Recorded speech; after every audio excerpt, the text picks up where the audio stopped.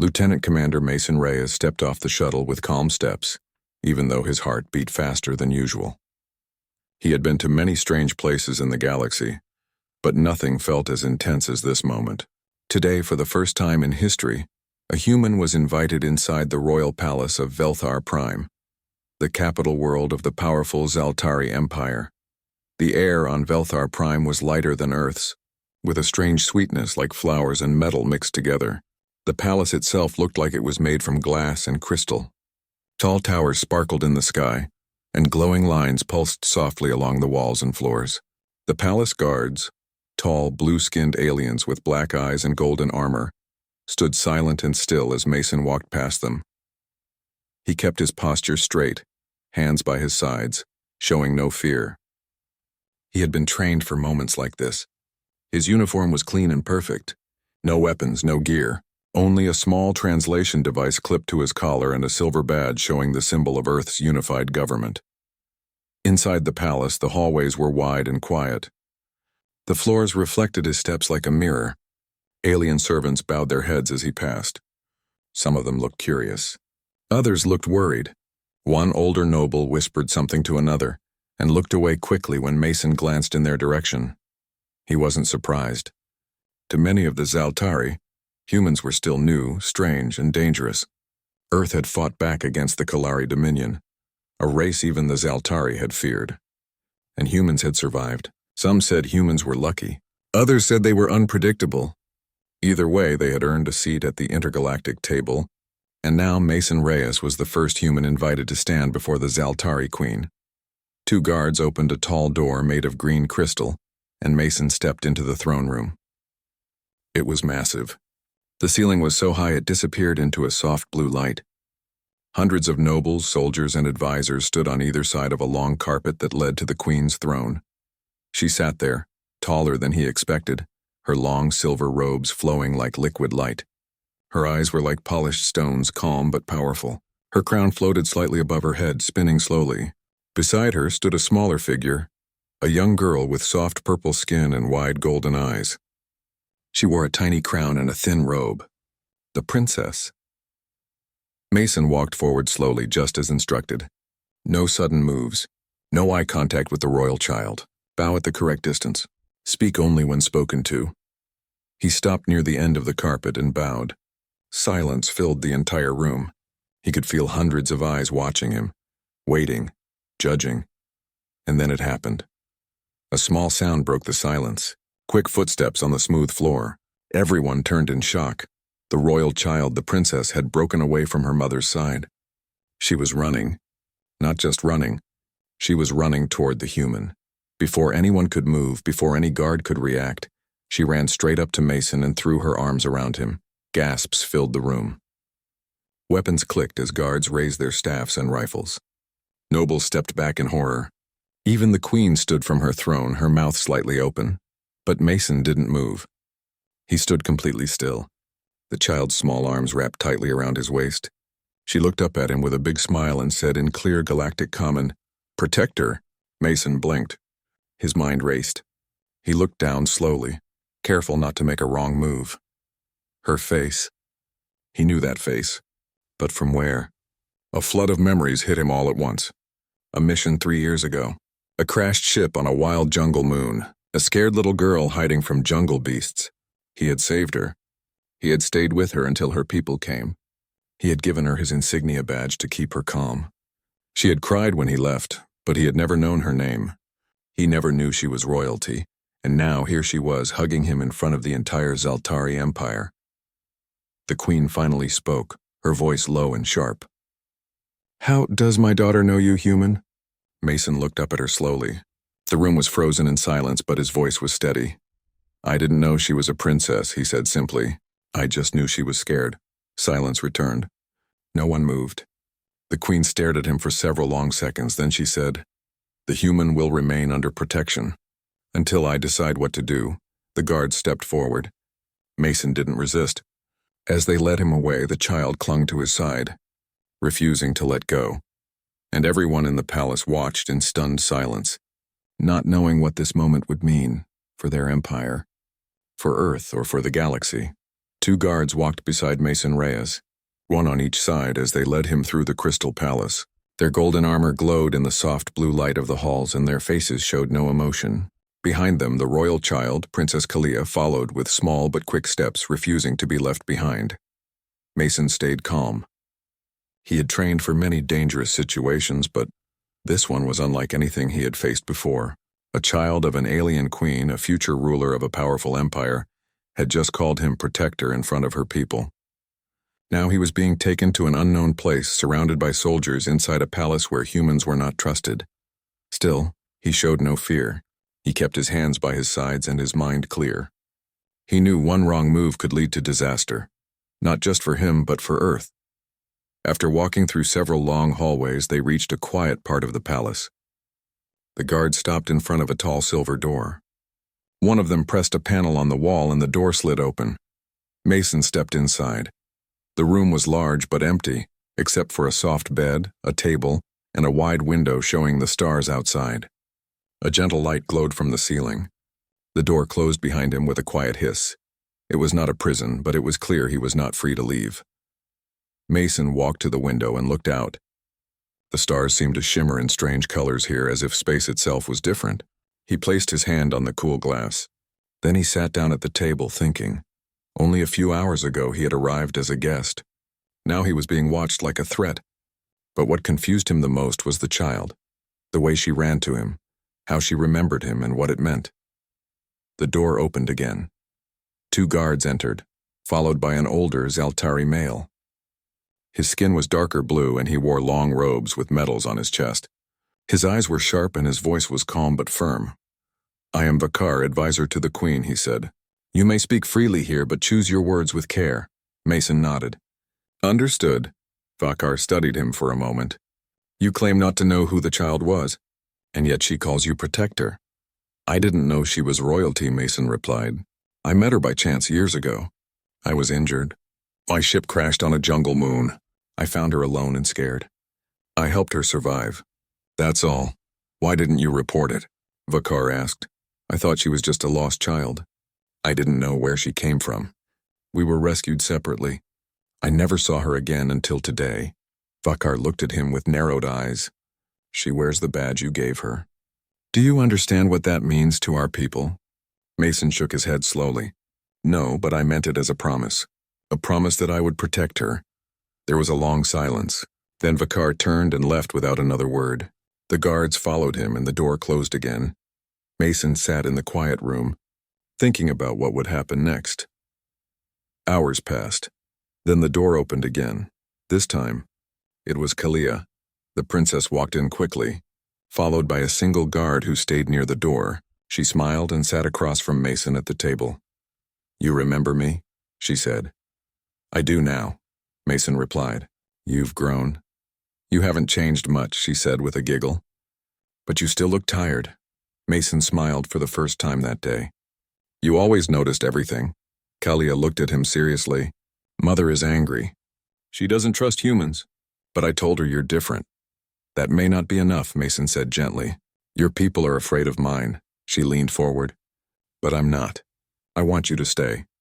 "I want to help," he said, choosing his words carefully. "But I also need to know why this is happening now." Kalia looked down at the table. "Because there are people in the court who want war. They think Earth is dangerous. They think I should not speak to you." "Then why did you come to me?" Mason asked. "Because you saved me once," she said. "And I believe you'll do it again." Mason looked into her young, confident eyes and nodded. "I'll do my best." Just then, the lights flickered slightly. The guard near the door touched his communicator and spoke quickly in his language. Something had changed. The guard stepped forward. "You must stay here. Do not leave this room." "What's happening?" Mason asked. The guard did not answer. He guided Kalia out of the room and closed the door behind her. Mason stood up, listening carefully. The air in the palace had changed. Something was wrong. He looked out the window again, but this time he didn't see stars. He saw smoke. Mason Reyes didn't move for a full minute. He stood near the window, watching the thin trail of smoke rise in the distance. Something was happening inside the palace, but no alarm was sounding. The lights had returned to normal and everything looked quiet, but his instincts told him otherwise. The door to his room was locked. He had checked. No one was answering his calls either. He tried the panel near the bed, hoping to open a communication line to someone, anyone, but it didn't work. The system had been disabled. He was alone. He took a slow breath and sat back at the table, trying to stay calm. If something was wrong, he needed information. But he had no tools, no way to reach his team back on Earth, and no way to protect himself. And yet, he wasn't worried for himself. He was worried about Kalia, the way the guard had rushed her out. The flicker of the lights, the smoke outside the window. None of it felt normal. Something was wrong inside this palace, and if Kalia was in danger, he couldn't sit here doing nothing. He stood and walked around the room again. The walls looked smooth, but he tapped carefully along each panel, listening for hollow spots. When he reached the corner near the bed, he heard something unusual, a soft click. He pressed harder. A hidden compartment slid open. Inside was a small control pad glowing dimly. Mason looked at it with surprise, then smiled slightly. Whoever had designed this room had left a backup system. Maybe for emergencies. Maybe for people like him. He didn't hesitate. He sat down and began working. The pad was in the Zaltari language, but he had studied enough of it during his training. The system was old, older than most of the palace's modern tech.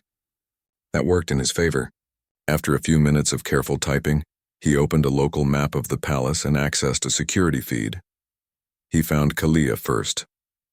She was in a small room with 3 guards. She looked safe, but she was speaking fast and the guards didn't seem calm. Then he switched feeds and found something else. A large group of armed nobles was moving through the lower levels. They weren't wearing standard royal guard uniforms. Their faces were covered. One of them was placing a device on the wall, a bomb. Mason's eyes narrowed. This wasn't just political unrest, it was a planned attack. He returned to the map and found an older maintenance tunnel behind the wall of his room. It had been sealed, but the pad gave him access. He opened the panel, pulled the emergency lever, and a section of the wall slid aside, revealing a dark, narrow path. He grabbed a metal pipe from the base of the bed, his only weapon, and stepped into the tunnel. The air was cold and smelled of dust.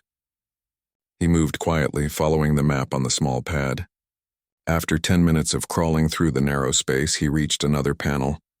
He pushed it open and stepped out into a quiet hallway. He checked the map again and made his way toward the room where Kalia was held. As he turned a corner, he heard footsteps ahead.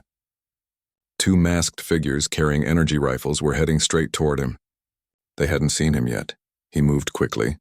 With no time to think, he rushed forward and swung the pipe. The first attacker dropped instantly. The second fired, but Mason dodged, grabbed the rifle and slammed the pipe into the attacker's arm. The weapon fell to the floor. Mason picked it up. It was heavy but familiar. He checked the settings, then continued forward, now armed. He reached the door to Kalia's room. The guards inside were alive, but the door was being forced open from the outside. Sparks flew as someone tried to cut through the lock. Without waiting, Mason took aim and fired once into the air. The attackers outside froze. The guards inside opened the door, shocked to see Mason standing there with a weapon in hand.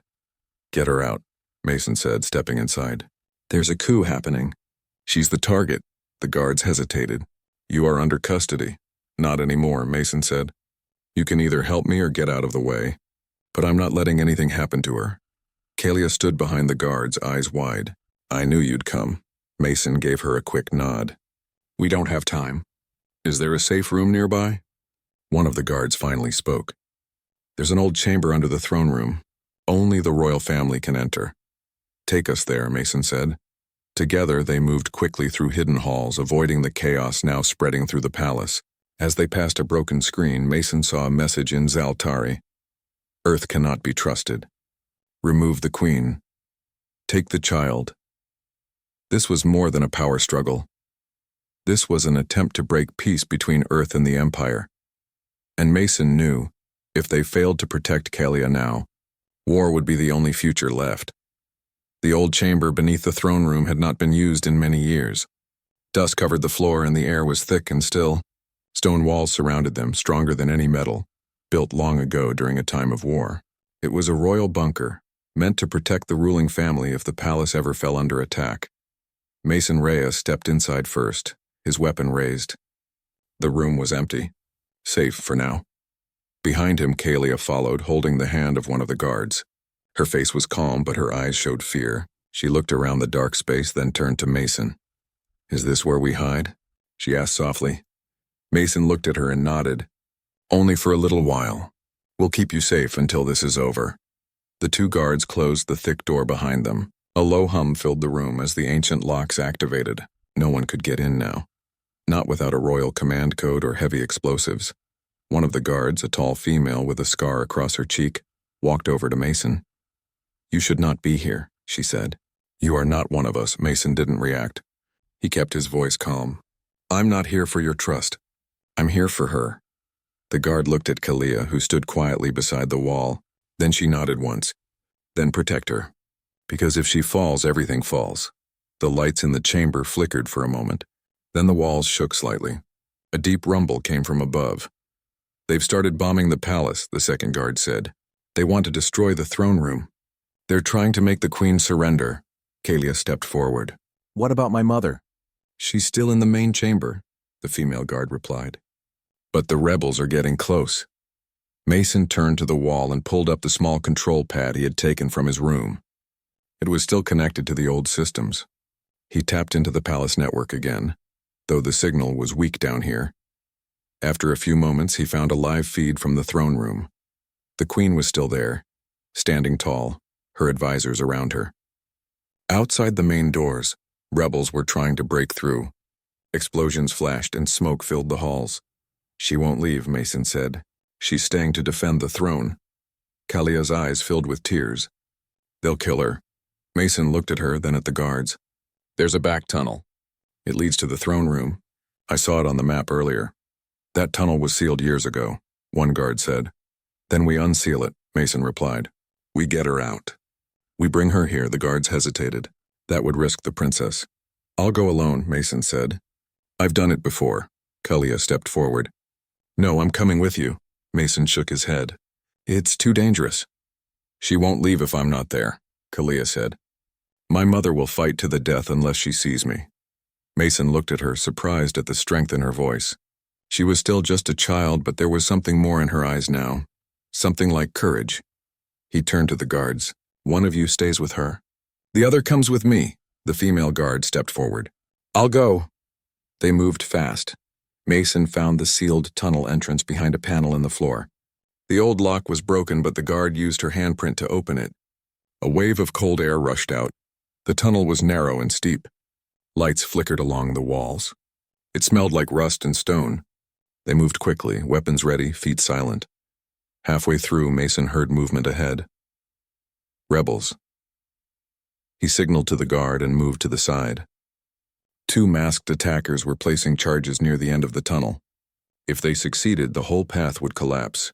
Mason didn't wait. He lunged forward, tackling the first rebel. They struggled, rolling across the ground. The second turned and fired, but the guard struck him from behind, knocking him out cold. Mason punched the first rebel once, then twice, until he stopped moving. He grabbed the explosives and threw them into a deep pit nearby. "We keep going," Mason said.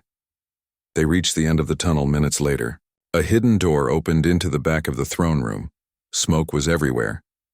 The queen stood tall, holding a ceremonial staff. Her advisors were injured, one already on the ground. The main doors shook with each explosion. She turned as the secret door opened. Her eyes widened as she saw Mason, and behind him her daughter. "Kalia?" she whispered. Mason stepped aside. The child ran into her mother's arms. The queen held her tightly, tears in her eyes. "You should not be here."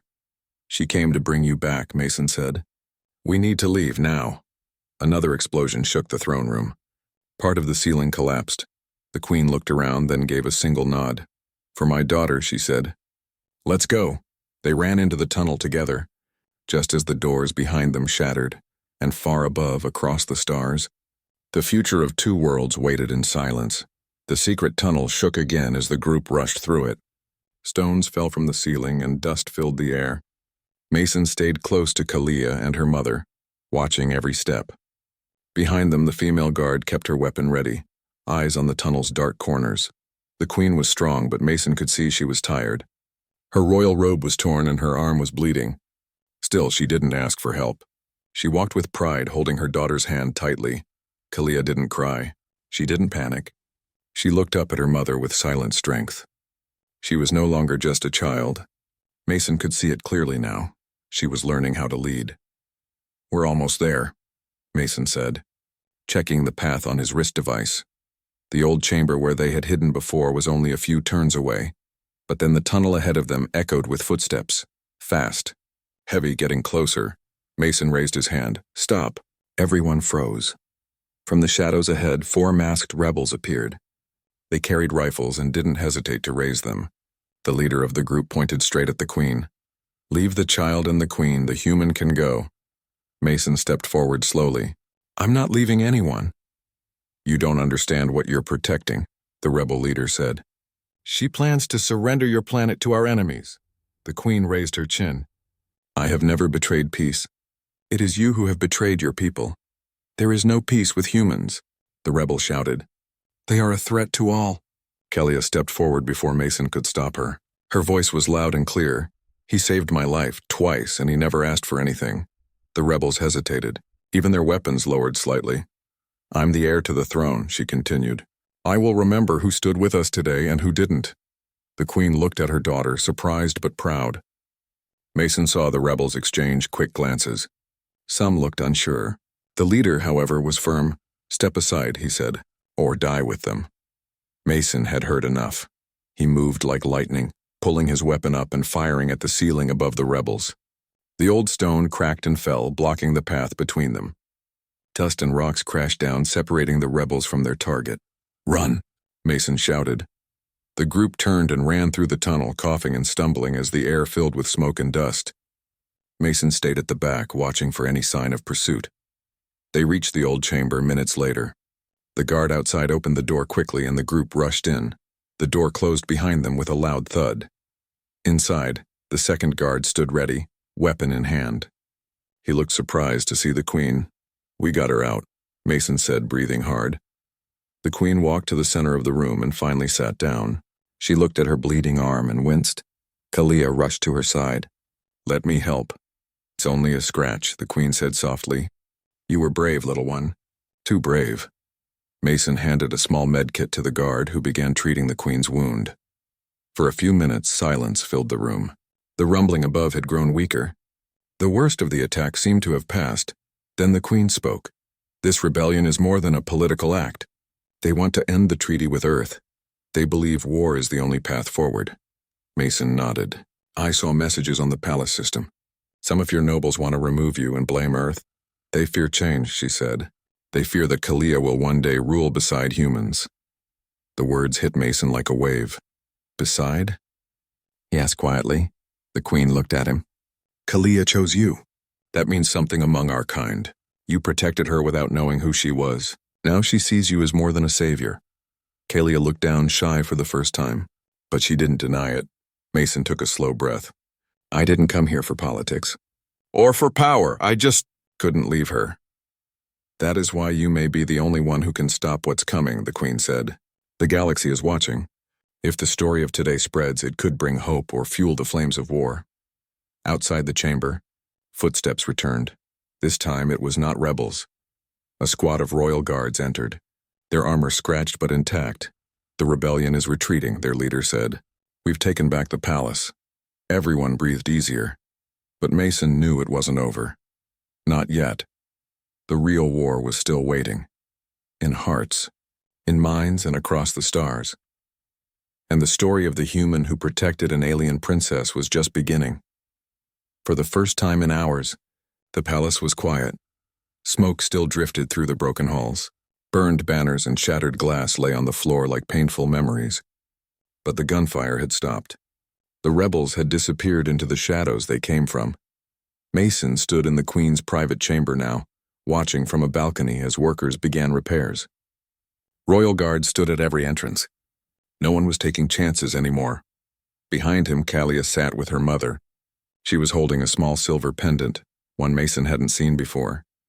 "It belonged to my father," Kalia said, looking up at him. Mason turned. I didn't know he had passed. The Queen nodded slowly. He died 2 years ago. Assassinated by one of the same noble families who led today's attack. They feared his peace treaty with Earth. Mason felt a cold anger rise in his chest. They killed him. To stop peace. They feared unity, the Queen said. Because unity means change. And change means they lose power. Kalia looked at Mason again. He believed in humans. Just like I do. Mason walked over and sat beside them. So what happens now? The Queen leaned back in her chair. Now we rebuild, but not just walls. We must rebuild trust both among our own people and with Earth. But the rebels? Mason asked. Won't they try again? They will, the Queen said. But next time we'll be ready. And next time, they'll know that humans don't run away. There was silence for a moment. Then a voice came from the door. The council has arrived. Mason stood as a group of Zaltari nobles entered the room. Some were bruised. Some still wore bandages. Others looked angry, but not at Mason. They bowed to the Queen and spoke in soft, respectful tones. We lost many good people today, one of the older nobles said. But you survived, and the princess lives. That gives us hope. Another noble stepped forward. We know now that the rebellion came from within our own families. We are ready to stand with you and with your future vision. The Queen nodded. Then we begin again, and we make one thing clear. Earth is not our enemy. Many in the group nodded. A few still looked uncertain, but they did not speak. One noble, younger than the rest, looked at Mason. You protected the royal line, she said. Why? Mason thought for a moment, then answered honestly. Because when a child ran to me for help, I didn't see a species. I saw someone who needed me. There was a pause. Then the noble smiled just slightly. That is what our people need to hear, she said. Not speeches, not war. Just truth. The Queen rose from her chair. Her presence filled the room with calm strength. Let this day be remembered, she said. Not as the day we nearly fell, but the day we rose together. The nobles bowed again and left the room quietly. Only Mason, Kalia, and the Queen remained. The Queen turned to Mason. You've become more than a guest. Mason Reyes. You've become part of our history. Mason scratched the back of his neck. Honestly, I didn't expect any of this. I came here as a cultural advisor. Kalia giggled softly. And now you're a hero. He smiled at her. Maybe. Or maybe just someone who couldn't walk away. The Queen studied him for a long moment. There is a summit tomorrow.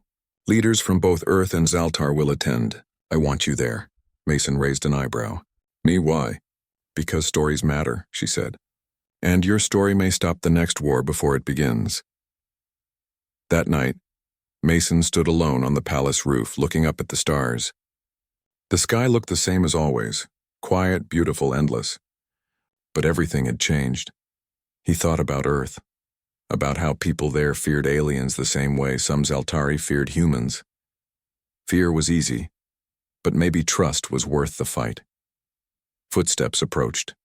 Kalia joined him, her cloak wrapped tightly around her small shoulders. Do you miss your home? She asked. Sometimes, Mason replied. But I think, maybe I've found something here too. Kalia smiled. Then don't leave yet. We need you. He looked down at her, surprised by how grown up she sounded. You're going to be a great queen someday, he said. Kalia looked up at the stars. Not alone. Not without people who believe in peace, he nodded. Then we believe together.